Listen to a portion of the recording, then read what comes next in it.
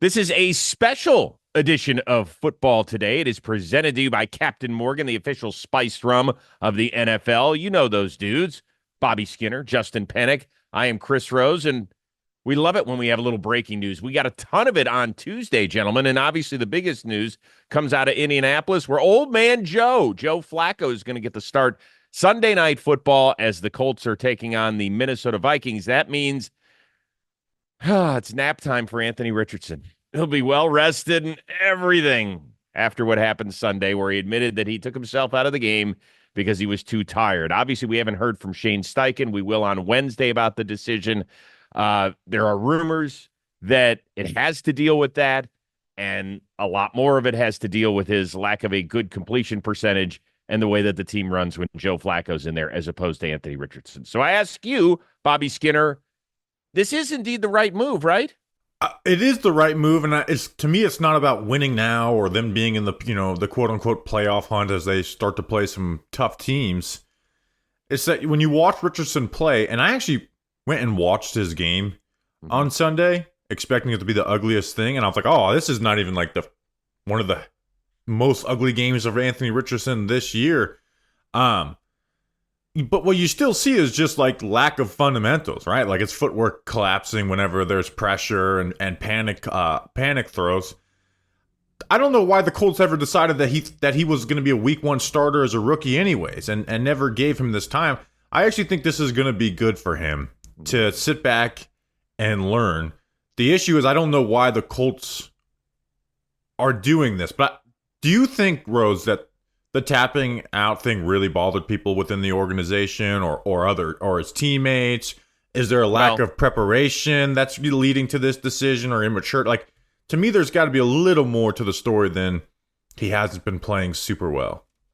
Okay, so his center, Ryan Kelly, came out and said that's not what we're about when he was talking about a quarterback, asking out of the game because he was a little tired on a play. He said that is not what we're about. The minute you start hearing from offensive linemen in the media, let alone being critical of a guy that's supposed to be your franchise quarterback, then that means there's a problem. As for the rest of it, none of us can speak to it. We don't cover the team on a daily basis. As far as I know, we don't have a ton of sources inside the Colts building. Neither do the Colts beat reporters. Right. So maybe I don't know exactly what we're going to hear about all that. Penik, I do want to get your thoughts on this before I go a different direction with the discussion. No, I think they had to do it because there's a reason why Joe Flacco's here. And I guess it's forget the whole fact of you're in a playoff hunt like Bobby said. The stats on Anthony Richardson, they're just brutal. In overall efficiency, I'll avoid getting just way deep into the numbers, but out of quarterbacks with enough attempts, with a minimum of 100 plays on the year, guys like Spencer Rattler are better. Mason Rudolph's better. Jacoby Brissett, Bryce Young, Deshaun Watson, all better. All above him. Anthony Richardson is dead last in overall efficiency out of 37 quarterbacks in the NFL. You want to know where Joe Flacco ranks? Number 5. But again, remove that Joe Flacco's here. Remove Joe Flacco from this equation. If you want to talk about developing a young quarterback, having him go out there week in and week out, a young quarterback for his development, and having him complete 44% of his passes, according to Pro Football Reference, have an on-target percentage of 47.2%.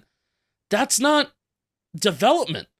And I think if you continue to just roll this out every single week, you're going to reinforce bad habits, which we have seen just simple lack of fundamental stuff from Anthony Richardson, like Bobby said. That's been the super frustrating part, is that there's just some simple plays that he just can't convert right now. This is a talking point that Bobby and I have said for years too on our Giants show, is that what Anthony Richardson is doing in practice in season is he's getting ready for this week's opponent. He's not necessarily fully working on his footwork and working on the fundamentals of being a quarterback. So go sit on the bench, work on that stuff, work on getting better, instead of the week in, week out of, okay, you're preparing for the opponent. So I think that makes sense. I think they had to make this move, even though I know a lot of Colts fans do disagree with it. And I certainly don't view this as an indictment on they're giving up on Anthony Richardson. Not at all. Yeah, bro, do you think they're giving up on Richardson? Yes. I think Really? they have to. Yes. You name me one other quarterback that has started as a rookie and been given the reins into year 2 and then gets told, you know what? Why don't you sit this one out for a little while and then comes back in for that same team and has a successful career? Because I can't figure out one guy. I've seen plenty of dudes sit as first round picks, whether that's Patrick Mahomes, Carson Palmer sat the entire year as the number 1 overall pick. Phillip Rivers sat for 2 years. Aaron Rodgers sat for 3. Jordan Love has sat for 3. But those guys sat and then they played for that respective franchise. I don't ever remember a first-round quarterback, certainly not a top 5 guy, saying, here you go, you're our dude, and now we're pulling back, and maybe we'll put you back in. So, Rose, your point is that Anthony Richardson's an outlier, but Anthony Richardson's already an outlier as a first-round QB, as he barely played it. Like it was known as a project. Right. So, if that's the case, then they're doing this to save their jobs, but they should lose their job for this shit. Because like you tried to draft this guy, and like, okay, he's this ball of clay. We got to work on him, and if you give up on it 10 games into his career, like using Josh Allen as a comparison is a way to get fired, anyways. But if you're going to do it, at least do it. Like, Josh Allen's first 10 games are similarly bad to this. Now, Josh Allen was much better at Wyoming than Anthony Richardson. It was at Florida and played more football. But, like, why did you do this? And why did you play him right away? I know he got injured last year, but, like, why? Then heads need to roll. Because why make this investment if you're not going to see it through? Okay, so that to me, that's an entirely different discussion. If the discussion is, can his career be salvaged in Indianapolis, and is this the best way to do it? I would say no, it's not. I just don't see it. Let's say he sits out the rest of the year and the Colts end up going 8-9 or 9-8 or whatever under Joe Flacco, because he can win you games, as we saw last year in Cleveland. So now Anthony Richardson's confidence is shot. Who knows how much better he is getting as the coaches are trying to save their own asses and the organization. And now what? Like, where are we with him as an Indianapolis Colt? I'm not saying that he won't be able to play football somewhere in the future, but I just don't know if it could be in Indianapolis based on this whole, okay, you start, no, you sit, maybe you'll be okay next year, right? Yeah, but at the end of the day, you talked about it. It's like some guys have it, some guys don't, and we talk about how we handle them and stuff. Like, if that's the case, then he wasn't ever it anyways. Yeah. Now, I worry that he is mentally weak after tapping out. Like, you have to be pretty out of shape to be a quarterback and tap out for the athlete that he is, and knowing the workload that he should be getting anyways. Like, that's kind of wild. But that then I want heads rolled, and I won't scream that Anthony Richardson has been done this injustice, right? At the end of the day, perform. The last time the media had this hullabaloo was a whole 2 weeks ago when poor Justin Fields got benched, and look at the Steelers, right? So it's they're better without him. He's not a good quarterback. So I don't think Anthony Richardson is ever going to become a good QB. But this goes to my okay, that's fine for 31 teams to believe that. But it's not fine for the team that drafted him in the top 5 to give up this early. Then you shouldn't have your job, especially as a long leash that Chris Ballard and company have had. Yeah, man. All right, I'm going to set the over-under. He's started 10 games as a Colt. I'm going to start the over-under at 10.5. That's the number of games that he will start at quarterback for the Indianapolis Colts moving forward. Penik, you taking the over or the under? I go over. I think he comes back this year. I think he'll be back this year. I think the Colts are in a interesting spot right now where the odds are not on their side, but they are in the playoff hunt. They're the first team out. As of last week, before their loss to the Texans, they were in the playoffs. And I don't think it's fair to the other 52 other guys on the roster when you have a guy in Joe Flacco who's been a top 5 quarterback in EPA when he's out there. I don't think it's fair to the other 52 guys on the roster when you have a quarterback that can come in and compete for you rather than to run out and trot out a guy that's completing 44% of the passes. When it gets mathematically impossible to make the playoffs because the Colts are starting to have a very difficult run, Anthony Richardson's going to come back, and I do think that the Colts, as a franchise, still do have the belief in him that he deserves a shot. He's not going to be 23 until next May. He's not. Stick with him. Bobby? I'll say over because I don't think the Colts are going to be a playoff team by the end of the year, and they'll at least give them the last couple of games of the season, even if they don't have long term hope in them. But their next 4 games are the Vikings, Bills, Jets, and Lions. Like I think they'd, if they get out of that 2-2, they should consider themselves lucky. And I again we talk about just quarterback. That defense is just an awful defense. Like they've won 4 games against the Bears. That was a nice one. The Steelers, they beat the Dolphins 16-10, and then the Titans 20-17. Like they're not a very good team. Even but with Rose, Rose, I want to ask you a question really quick because you mentioned Anthony Richardson's confidence. Do you think Anthony Richardson's confidence would be more impacted by continuing to trot him out there and he completes 45 to 50% of his passes every single week, or if he stays on the bench and he develops and he learns and then he starts to feel more confident that he can take on the field and playing? The only way he's going to get better is by getting out there. Now that he's had a taste of it, that's the only way he's going to do it. And I personally think that he's going to get traded in the offseason. I think there's still enough teams out there, whether it's the Raiders. I don't know if he fits the Browns system moving forward, but maybe the Giants. Who knows? Big blue. Are you saying that you wouldn't give up a 3rd-round pick for him? Of course you would. Of course you would. You mentioned it. He doesn't turn 23 until next year, but maybe the Colts know too much. Maybe they've just said, we're not going to do this. We're going to cut our losses and say we screwed up and we're going to move on. I just don't know. I don't know. Like I said, I can't ever remember a blueprint like this where you played a guy, sat him, and then brought him back, and it worked. Yeah, I don't think it's going to work. I don't think Anthony Richardson's going to be a good QB at the end of the day. I think there's just too many issues, obviously, with his play. It's just wild for the Colts to do that. Like, why did you draft him? Right? I know, but we have to get past that, Bobby. That part doesn't matter now. Like that it should matter for the GM. But that's how many chances does this guy get? Yeah, especially as an owner. Like, what are you doing, man? Well, guess what? Go if you want to get into football and you don't want to play for a living, don't coach. Go be a GM because those guys have the longest leash ever.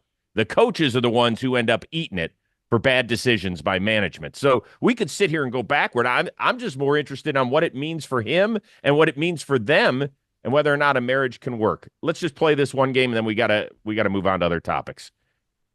Is Anthony Richardson under center for game 1 for the Indianapolis Colts 2025? Justin? I say yes. Yes. Bobby? Yes, I hope not, but yes. I don't think so. This may be a conversation for another day. Don't you think getting rid of the rookie wage scale would help the NFL so much? Like you'd have more veterans filling out rosters instead of the cheap youth movement, and then it would force you to, when you draft a quarterback in the first round, you're like, this is not a swing. This is a huge investment, and we need to try and see this investment through and develop quarterbacks. And then again, you wouldn't have the roster being filled out with cheap UDFA, rookie UDFAs. Like you'd be able to fill it out with vets, and maybe you'd get some of those Tom Brady versus Peyton Manning battles and safeties who know what the offenses run. Like I feel like it's a bigger topic, but I wish we never got brought the rookie wage scale into play. So you liked it when guys who had never thrown an NFL pass got a $50 million signing bonus? You like that? Yeah. Now I know really? It could get. It was horrible. It was horrible. It was horrible. Sam okay. Bradford. Yeah, it's only horrible when you draft a bad quarterback, and I also hate it. Which is half the teams. Exactly. So get it right. So make these decisions count. And I also think it'd be awesome too, because then having a good quarterback wouldn't feel like a fucking penalty to a team 5 years from now when they're not the best quarterback in the NFL. Where it's like, oh yeah, this guy's good and they have the number 3 offense, but now he's taking up blah blah blah percent of the cap and rookie wage. I hate the fucking rookie wage scale. Yeah. I don't think we're never getting back to that. So. I know we're not. But it's something that I was thinking about in all of this when we talk about I can't wait QB for the Bobby shit. Skinner League because that is going to be fascinating to see. It was the NFL for a long time, and it was not good. That part was horrible for the league. It was terrible. You never lived through this when first rounders held out. It happened every year, and it was horrible. It was bad for the league. It was terrible for your team, and it was crappy for the fan base. It was bad. I remember it, but it didn't happen like Yes, it did. that often, and they would Bobby, eventually get in. they would, but it set them so far back. I'm telling you, I lived through it in the 80s. Every year, there were always like 7 or 8 guys that were unsigned by the time camp started. And you're like, this is ridiculous. It was so dumb. And it just wasn't fun. It wasn't fun. Here, we know what you're getting. Got a few years to prove it. You'll make your money if you're good. And if not, you're going to bounce around and be a backup for the rest of your life. We got a couple other topics to hit. But first, Penik, it's your world. Oh, it's my world. It's Anthony Richardson's world. We're just living in it. I still just go back to the nutso plays that he makes, the big plays, and it makes me sad that it's the simple things that have killed him. And you want to know what is simple and it's easy and it's effective? It's DraftKings Sportsbook, because there's a chill in the air, there's leaves falling to the ground, and there's football on every single weekend. That's what fall is all about. And that's what fall is all about. You can make each weekend even more exciting by getting into the action with our partners at DraftKings, the DraftKings Sportsbook, the number one place to bet on touchdowns right now. All new customers, when you bet $5 on anything, you're instantly going to get $200 in bonus bets when you use code football today. That's all one word. I don't know about you. Sounds like a good deal. Joe Flacco over on the touchdowns? Yeah. That's $200 in bonus bets instantly. Again, bet $5 on anything, you're instantly going to get $200 in bonus bets. So download the DraftKings Sportsbook app right now. New customers, use that promo code football today. Bet $5 on any wager, get $200 bonus bets instantly. It's promo code football today, only at the DraftKings Sportsbook. Bobby Skinner and Chris Rose, you will be glad you did. Josh Downs fantasy owners celebrate. Oh my gosh, me. yeah. Because Anybody he was that's useless catching with passes. Anthony Richardson. Yeah. All right. Speaking of pass catchers, Diontae Johnson, he was held out on Sunday. We wonder why. Because he got traded on Tuesday. He is off to the Baltimore Ravens. They're going to end up doing a pick swap. So the Panthers could end up moving up a whopping, 10, 12 selections in next year's draft. That's just freaking awesome to lose a decently talented receiver. But let's look at this, Justin, from the Ravens standpoint. How much better does this make their offense? Oh, I love it. I think it makes their offense a lot better. I don't think Diontae Johnson's going to necessarily come in here and light the world on fire in terms of numbers. If anything, it may even hurt like Zay Flowers' overall production too. But it makes them a much more well-balanced offense. As Johnson, I think he's been one of the best receivers in the league at running these slants. I think running crossers over the middle of the field. Diontae Johnson gets open. I think his release is really good. I think he could do some stuff at the sideline too, if that's what the Ravens want to attack and if that's how the Ravens want to go. I think Diontae Johnson can attack all 3 levels of the field, short, intermediate, deep, but especially in the short in the intermediate part of the field, Diontae Johnson's going to get open. And I think, especially when you look at the drops that happened last weekend, and there's a ball that hits Rashad Bateman right in the chest, right in the shoulder pads, and it bounces right off. There is a question on Diontae Johnson's overall effort at times. Where remember that back to that playoff game last year where he had he's a pain in the ass. He's a pain in the ass. Where he had Odell jogging, and it was a Lamar interception on a play where Odell was jogging, and it's damn, that kind of sucks for Lamar. That very play could happen with Diontae Johnson, but I mean, if you're hardball, you got to get this guy in the office. You got to be like, listen, man, we have a goal here, we have a standard here. We're not effing around, we're not fucking around. You're either on board or you're not. So hopefully Diontae Johnson gives it what he's got, because he's a good player, and I think he can really, really help this Ravens team that becomes a lot more versatile. And the area in which they were arguably the weakest, besides the right side of that offensive line, the area in which they were arguably weakest is wide receiver, and they got a guy that can go outside and inside and win for them, and that's awesome for Lamar. Yeah, he's a solid wide receiver too, but he's a pain in the ass and has drop problems. But here's what the Ravens didn't trade anything. They did a 5th and a 6th round pick swap. The Panthers are projected the worst record in the NFL. There's supposed to be 8 5th-round comp picks, including the Ravens with one of them. At worst, if the Ravens lose in the wild card round, the difference in these picks will be 16 picks. At worst.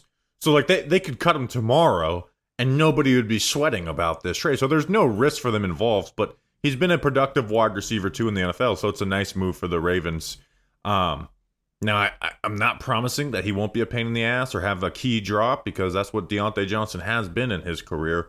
But this is a no-risk move. I'm actually more fascinated from the Panthers end. Have the Panthers made a good deal in the last 5 years? Like every single one sucks. Yeah, they're an organization that is just they feel like they're stuck in reverse and they can't get it out of that gear shift at all. By the way, I'll just say this about Diontae Johnson. Like outside of Zay Flowers, the next wide receiver in line in terms of receptions this year is Rashad Bateman. He's averaging less than 3 per game. Well, I think Diontae Johnson has a tinted visor. So maybe he can bring an extra for Bateman since he lost that critical ball in the sun the other day. Yeah, this is going to help them. It's fine. And as far as him being a pain in the butt, he's in his walk year. Like this is a big year for Diontae Johnson. He can go get some money on the open market. We see how receivers are getting paid. He's not an upper echelon guy. I wouldn't even argue that he's necessarily a middle tier guy. But Jerry Jeudy just got a 3-year, $52 million extension for not doing enormous things in Denver. So maybe he ends up making some money as a good soldier the rest of the year and has a nice, productive playoff run because I think they're headed to the playoffs. Yeah, put him in a winning environment. And if you do well in the playoffs, that always gives you a pay bump. So kill the Steelers. Take that revenge game seriously. If you didn't like Tomlin, if you didn't like the way that stuff was going over there, take that revenge game seriously too. I have a feeling two of them. I have a feeling that Diontae Johnson's the type of guy that's like, you know what, I'm gonna show out. I'm gonna show out a little extra against my former team and stuff like that. But the playoffs is where Gabe Davis gained his reputation and his money. So the playoffs is where he definitely can earn his stripes for sure. Yeah, Panthers drive me nuts though. Again, like you trade Brian Burns for a second and fifth, and then you use that money to sign a 31-year-old Clowney and 29-year-old Ashawn Robinson. You trade Dante Jackson for Diontae Johnson. You trade up 6 spots and 2 fifth-round picks to draft a running back off a torn ACL. You trade away like they drive me nuts. It's like I'm miserable as a Giants fan. I can't imagine how miserable I'd be as a Carolina Panthers fan. It's an easy way to get over that misery. Don't pay attention to them.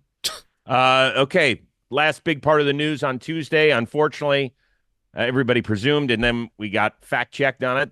Stefon Diggs is out for the year. Torn ACL. You'll remember that when he was traded from Buffalo to Houston, he had him rip up his deal, so he's going to be a free agent coming off an ACL, and he's going to be in his 30s. So we'll discuss, I'm sure, at some point in the offseason what that means for him moving forward. As far as Houston, he had been a productive guy down there the first half of the 2024 season. Of course, Nico Collins is out until at least week 10. He's got a hamstring issue, so they're left with Tank Dell, and, well, we'll see what else. How worried are you, Bobby, about Houston, and do they need to get very quickly in the wide receiver trade market, which is seemingly dried up to some degree? No, it hurts them, but I'm not worried about them. I mean, they've just got to survive until Nico Collins is back, and that could be sooner rather than later. I mean, they went 4-2 and won a playoff game last year without Tank Dell and only Nico Collins. So, I don't think there's any team that's a legit. I think there's 6 legit Super Bowl contenders. I don't think any of these teams was better suited to lose a player like Stefon Diggs at this position than the Houston Texans. I mean, they still have, once Nico Collins back, they still have 1 great receiving threat and then 2 good ones, and Tank Dell and Dalton Schultz. CJ Stroud since week 3 has not been awesome. And I don't put it on CJ Stroud. I think CJ Stroud still has made some really nice plays. We've talked about it on this show, but he's 26th in overall efficiency since week 3. Like that offense has not, and it's crazy since week 3, they've only lost 2 games. So I say that. I think the Houston Texans have a little bit of a balance problem. I do. I don't think they're doing enough on early downs. I know they got the running backs back and they're starting to run the ball a little bit more, but I think that there's more to be desired there. And I think Tank Dell is the receiver that's been here that is the kind of missing piece. He's averaging 6 yards per reception less than what he was averaging last year. He has a success rate of almost 5% less. He has receptions per game is down by a whole yard. His yards per game compared to last year is cut in half, and his catch rate is about the same. So I mean, the nutso rate of what Tank Dell was doing last year of catching the ball 15 yards per reception at almost a 63% clip, that's nuts. And maybe you don't expect him to repeat that, but to not even come close, I think is a huge part of why this Texans offense has not been so dominant. And like Stroud's numbers are not great, and they are relying on nutso CJ Stroud throws on late downs and third downs on sustaining drives and scoring points, and that's not the best way to go about things. They need Nico Collins back, like very, very, very badly, but they also need to get Tank Dell involved much more and way more. And now that Stefon Diggs is out, interested to see if that's the key to unlock it all. Well, they'll get Tank Dell more. I mean, they're averaging 27 points per game in that stretch that you talked about. So, like, losing Stefon Diggs hurts, but I don't think there's any team. Like, what team is suited better to lose a player like this that's an actual contender than the Houston Texans? I would go get a receiver. I would call Cincinnati and ask if T. Higgins is available. I think that probably the Bengals win this week against the Raiders, but maybe not. I would call Cleveland and ask him if Elijah Moore was available. Those are guys. Obviously, T. Higgins will cost you significantly more, particularly if you feel like you could re-up him. Elijah Moore probably won't cost you very much, is my guess. But we'll see where they go. They are 6-2, and they're in a great division. They're 2 up on the Colts, but really 3 up because they swept the season series. So obviously a lot happening on this Tuesday. We will be back at it again later in the week unless there's more moves to be made. Shout out the Detroit police. We need more police going to bat for our NFL players like they did Jameson Williams on Tuesday night or Monday night. We'll discuss that topic, I'm sure, and much more coming up on Friday's show. For Justin Penik and Bobby Skinner, I am Chris Rose. Thanks again for tuning into a special breaking news edition of Football Today, presented to you by Captain Morgan, the official spiced rum of the NFL.